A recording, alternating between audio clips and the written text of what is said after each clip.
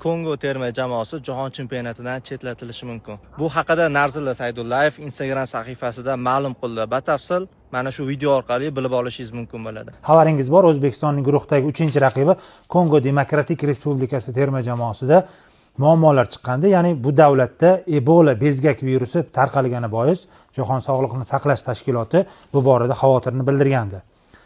Bu futbolchilarga qanday ta'sir qiladi deyishingiz mumkin. 26 nafar futbolchi, terma jamoaga chaqirilgan futbolchilarning hech biri bu mamlakat klublarida o'ynamaydi. Ya'ni hammasi legioner. Shu bois ularga bu narsa hech qanday to'siq bo'lmaydi. Ular davlatga kirishmagan hali va yig'in tezkorlik bilan Kongo mamlakatidan Belgiyaga ko'chirilgan. Bosh murabbiy shunday qarorga kelgan va endi terma jamoa Daniya hamda Chiliga qarshi o'rtoqlik o'yinlarini Belgiya va Ispaniyada o'tkazadi.